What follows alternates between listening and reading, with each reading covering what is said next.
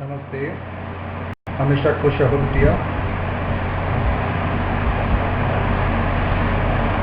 I am JVN Dr. Vishal Saxena, Associate Professor, Jayoti Vidyapeeth, Women's University, Jaipur, in the subject of mathematics and statistics.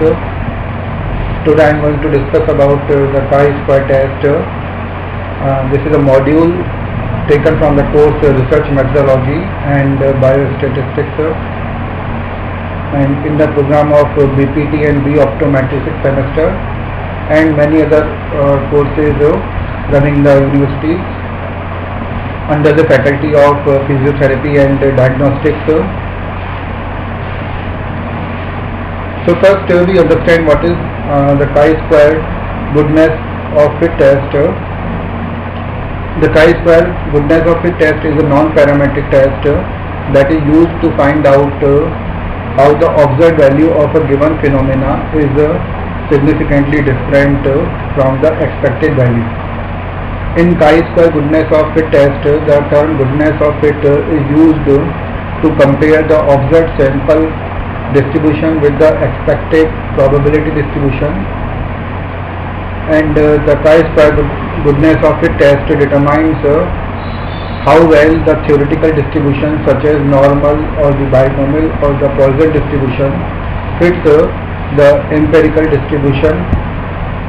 In chi-square goodness of fit test, sample data is divided into some intervals, and then the number of points that fall into the intervals are compared with the expected number of points in each interval. So now we take the procedure of chi-square goodness of fit test. First we have to set the hypothesis for the chi-square goodness of fit test. We will define two hypotheses. First, null hypothesis. In chi-square goodness of fit test, the null hypothesis assumes that there is no significant difference between the observed and the expected value. So this is the null hypothesis. We have assumed that there is no significant difference in the two values here. One is observed value and one is the expected value. And the second hypothesis which we take here, that is the alternative hypothesis. In chi-square goodness of fit test, the alternative hypothesis assumes that there is a significant difference between the observed and the expected value. So in this hypothesis we take that there is some significant difference between the two values. One is observed and one is expected value. Then after this we compute the values of the chi-square goodness of fit test using the following formula: chi-square is equal to O minus E whole square upon E in summation, where chi-square is equal to chi-square goodness of fit test, and O is the observed value while E is the expected value. And now one more thing we will discuss about that, that is the degree of freedom, which is very important in these tests. So in chi-square goodness of fit test, the degree of freedom depends on the distribution of the samples. The following table shows the distribution of and an associated degree of freedom. So we see types of distribution, number of constraints, and degree of freedom. So first we take binomial distribution, in which number of constraints are 1 and degree of freedom is n minus 1. While in the Poisson distribution, the number of constraints are 2 and the degree of freedom is n minus 2. And in the normal distribution, the number of constraints are 3 while the degree of freedom is n minus 3. Now next is hypothesis testing. Hypothesis testing in chi-square goodness of fit test is same as in the other test like the t-test or the ANOVA test. The calculated value of chi-square goodness of fit test is compared with the tabular value. If the calculated value of chi-square goodness of fit test is greater than the table value, then we will reject the null hypothesis and conclude that there is a significant difference between the offset and the expected frequency. If the calculated value of chi-square goodness of fit test is less than the tabular value, then we will accept the null hypothesis, and it means that the conclusion is there that no significant difference between the offset and the expected value lying. Now next is we take the chi-square test for the independence. This lesson explains how to conduct a chi-square test for independence. This test is applied when you have the two categorical variables from a single population. It is used to determine whether there is a significant association between the two variables. For example, in an election survey, voters might be classified by gender, male or female, and voting preference like the Democrat, Republican or the Independent. We could use a chi-square test for independence to determine whether gender is related to voting preference.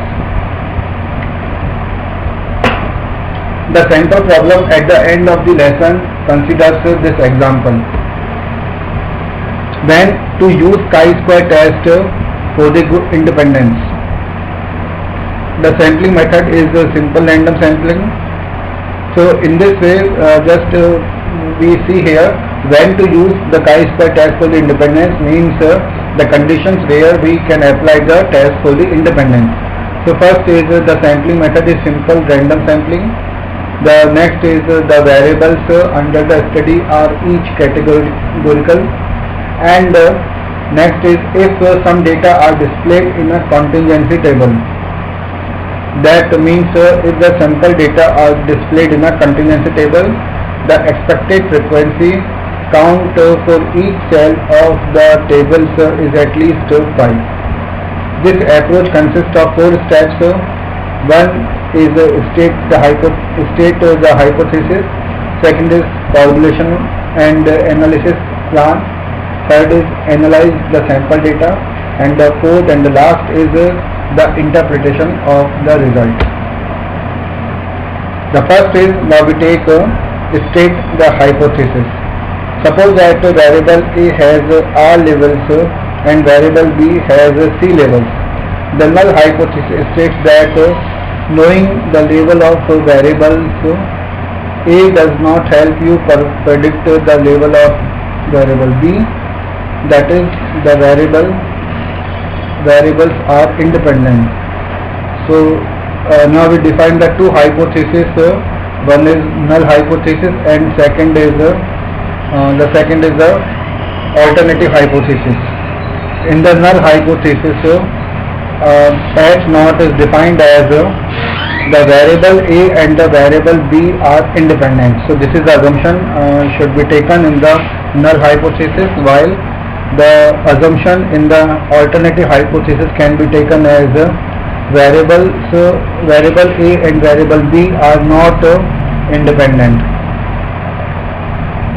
The alternative hypothesis is that knowing the level of variable A can help you predict the level of variable B.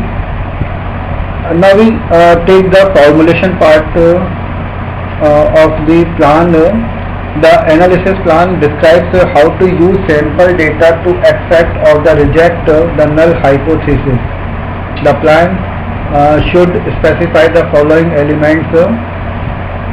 The first point can be taken as the significance level, and in this part often researchers choose significance level equal to like 0.01, 0.05 or the 0.1, but any value between 0 and 1 can be taken. Next is the test method. Use the chi-square test for independence to determine whether there is a significant relationship between the two categorical variables. Now analyze of the sample data. Using sample data, find the degree of freedom, expected frequencies, test statistic, and the p-value associated with the test statistic. The approach described in this section is illustrated in the problem at the end of this lesson. So now we take the degrees of freedom. So the degrees of freedom df is defined as r minus 1 into c minus 1, where r is the number of labels for the one categorical variable, while the c is the number of labels for the other categorical variable. Next is the expected frequencies. The expected frequency count are computed separately for each label of one categorical variable at each level of the other categorical variable. Compute r star c. R star c means that is r multiplied by c expected frequencies according to the following formula.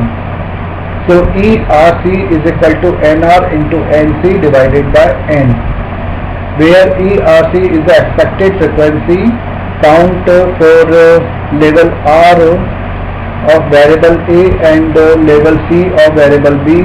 NR is the total number of sample observations at level R of variable A, and NC is the total number of sample observations at the C level of variable B, of the variables B, and N is the total size of the sample. Now next is test statistic. The test statistic is a chi-square random variable defined by the formula chi-square is equal to summation OR comma C minus ER comma C whole square divided by ER comma C, where ORC represents the observed frequency count at the level of R for the variable A and the level C of the variable B, and ERC is the expected frequency count at level R of variable A and the level C of variable B. And next is the p-value. The p-value is the probability of observing a sample statistic as extreme as the test statistic.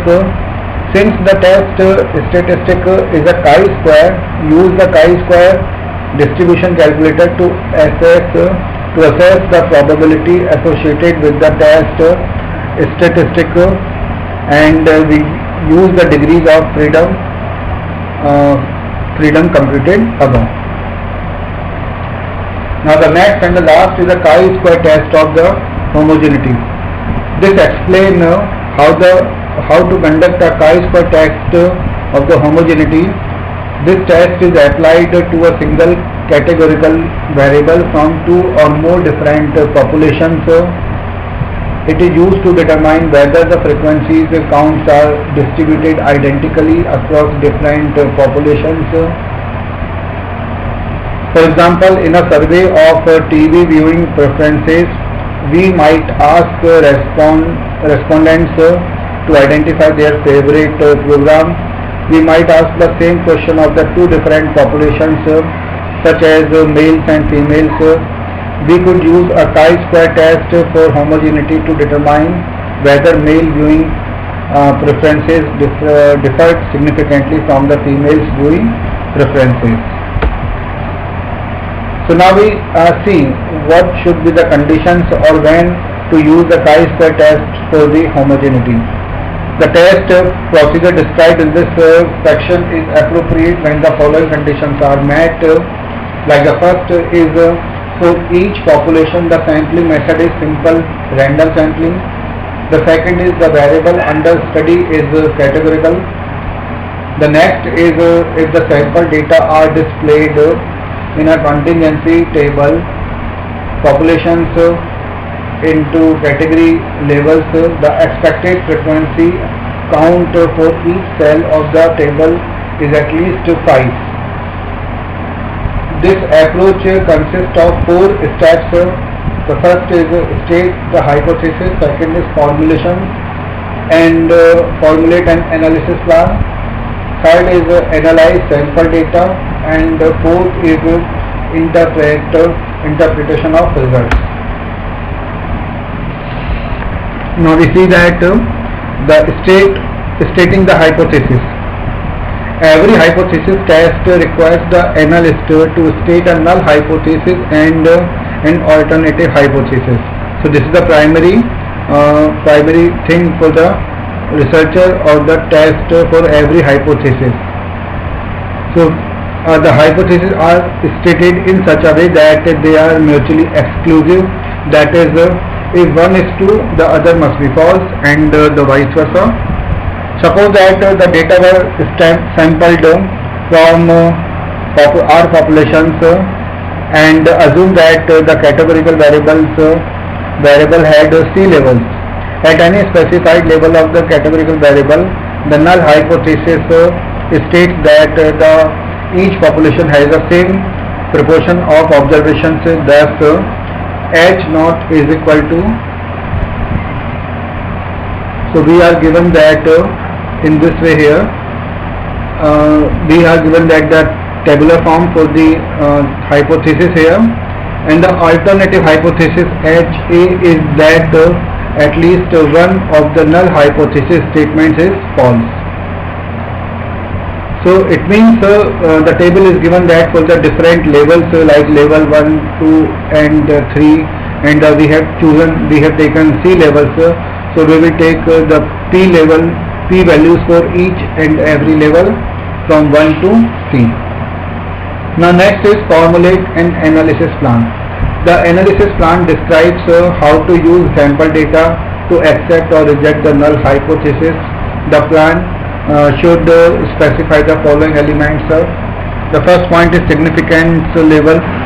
Often researchers choose significance level equal to 0.01, 0.05 or 0.1, but any value between 0 and 1 can be taken or can be used. Next is test method. Use the chi-square test for homogeneity to determine whether observed sample frequencies differ significantly from expected frequencies specified in the null hypothesis. The chi-square test for homogeneity is described in the next part.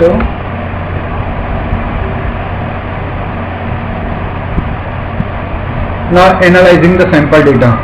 Using sample data from the contingency tables, find the degrees of freedom, expected frequencies, counts, test statistic and the p-value associated with the test statistic.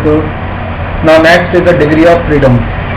Degrees of freedom is equal to df is given by r minus 1 into c minus 1, where r is the number of populations and c is the number of levels for which the categorical variables are taken. Next is the expected frequency counts. The expected frequency counts are computed separately for each population at each level of categorical variable according to the following formula: ERC is equal to NR into NC divided by N, where ER, C is the expected frequency count for population, R at the level C of the categorical variable, NR is the total number of observations from population R, NC is the total number of observations at the treatment level C and is total, and C is the total number of total sample size, and should be the total sample size. Now the test statistic. The test statistic is a chi-square random variable chi-square defined by the following equation. Just we have studied like in the last section, this one also. Chi-square is given by summation ORC minus ERC whole square divided by ERC, where ORC is the observed frequency count in population, R for level C of the categorical variable, and ER, C is the expected frequency count in population, R for level C of the categorical variable. And the p-value is the probability of observing a sample statistic as extreme as the test statistic. Since the test statistic is a chi-square, the use the chi-square distribution calculator to assess the probability associated with the test statistic and use the degrees of freedom computed above. Now interpretation of results. If the sample findings are unlikely given the null hypothesis, the researcher rejects the null hypothesis.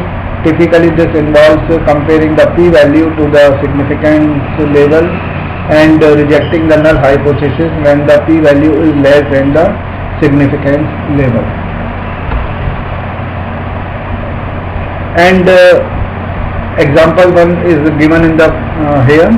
So this, according to this example, the following table gives the classification of 100 workers according to the sex, means the gender, and the nature of work. Test whether the nature of work is independent of the sex of the worker. So a table is given that for the males and females, means the sex or the gender, and in column we are given that skilled and unskilled. So values are given that 40, 10, 20 and 30. So it means now we have to solve this question. So first let us, the null hypothesis H0, sex and the nature of works are independent. Under the hypothesis we calculate the expected frequency.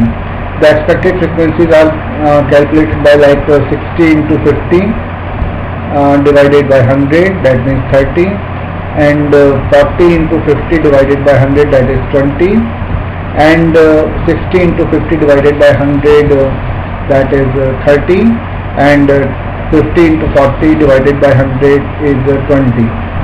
So that is the table we have to make. Now chi-square can be calculated as, chi-square is given by the formula. Simply just we have to apply the formula like 40 minus 30 whole square upon 30 plus 20 minus 30 whole square upon 30 according to formula. Just we have to put the values in formula. And then finally after solving this we will get here the values 16.67, and what is the degree of freedom is here 2 minus 1 into 2 minus 1, that is equal to 1. So it means chi-square at 0.05 level for the degree of freedom as 1 is equal to 3.841.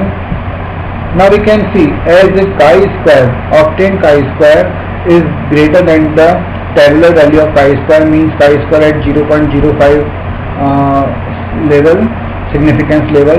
Hence H0, because it is more value than the tabular value, so it means H0 is rejected.